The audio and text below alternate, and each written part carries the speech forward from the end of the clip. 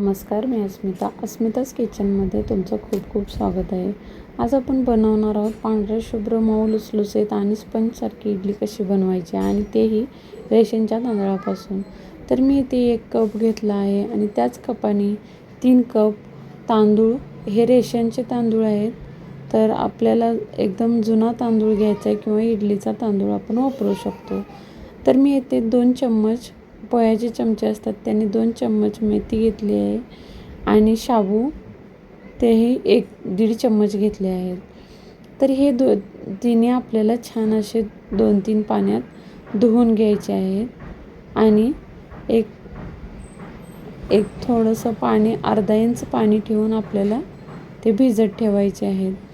तर त्याच मेजरमेंटच्या कपने मी इथे 1 कप उडीद डाळ घेतली आहे. ती स्वच्छ अशी आपल्याला धुवून घ्यायची आहे आणि तीही भिजत घालायची आहे आपल्याला. हे बघा, याच्यामध्ये भरपूर पाणी घालून आपण हे भिजत ठेवले होते. 7 तासांनी आपले तांदूळ छान असे भिजले आहेत. तर मी येथे हे बघा तांदूळ वाटून घेतले आहेत. तर आपल्याला तांदूळ थोडे रवाळच वाटून घ्यायचे आहेत. त्याच कपाने मी पाव कप आपण जे कांदे पोहे बनवते ते पोहे पाव कप भिजत घातले होते, तेही बारीक करून मी याच्यामध्ये घातले आहेत. तर डाळ, आपली उडीद डाळ, तीही बारीक करून आपल्याला याच्यामध्ये पिठामध्ये घालायची. डाळ मी एकदम सॉफ्ट वाटून घेतली आहे. हे बघा, एकदम सॉफ्ट. आता हे मिश्रण छान असे हलवून घ्यायचे आहे आणि आपण पाहू शकता पीठ किती डब्याच्या आतमध्ये आहे. तर 7-12 तासानंतर खोलल्यानंतर हे बघा आपले पीठ असे किती छान फर्मेंटेशन झाले आहे. पीठ किती छान फुगले आहे. हे बघा, मस्त असं छान. आता यामध्ये आपण मीठ घालून, चवीप्रमाणे तुम्ही मीठ घालायचे आहे. मीठ घालून हलवायचे आहे.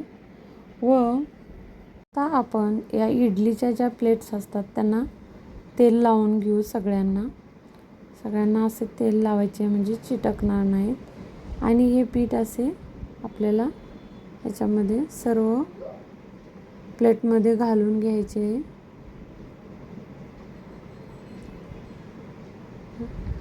तर इथे मी पाणी उकळायला ठेवले होते. पाणी उकळल्याशिवाय इडलीची प्लेट आपण पाण्यात ठेवायची नाही आहे, नाहीतर आपल्या इडल्या व्यवस्थित फुगत नाहीत. तर जे इडलीचे जे प्लेटमधील जे होल आहे ते इडलीच्या बरोबर वरती आले पाहिजे. अशा पद्धतीने मी दाखवल्याप्रमाणे तुम्ही प्लेट लावू शकता. 10 ते 12 मिनिटांनी आपण पाहिले इथे, तर मस्त आपल्या इडल्या या स्टीम झालेल्या आहेत. तर मी येथे बघा काढून दाखवणार आहे. अशा इझिली आपल्या इडल्या या निघतात.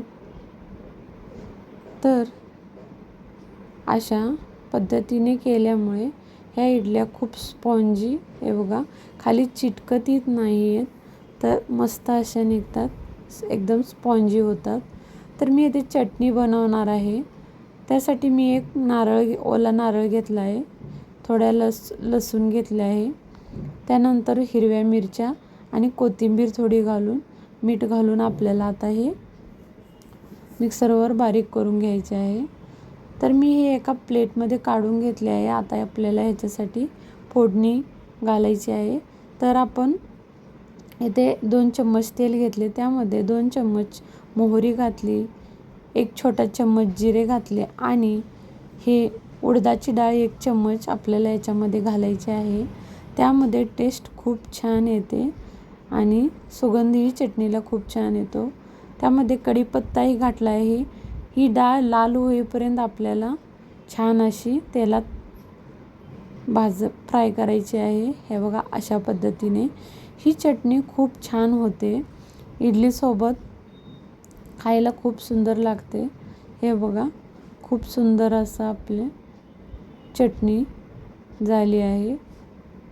तर चॅनेलवर जर नवीन असाल तर लाईक, शेअर, सबस्क्राईब करा आणि परत भेटू एका नवीन रेसिपीसोबत. तोपर्यंत बाय बाय.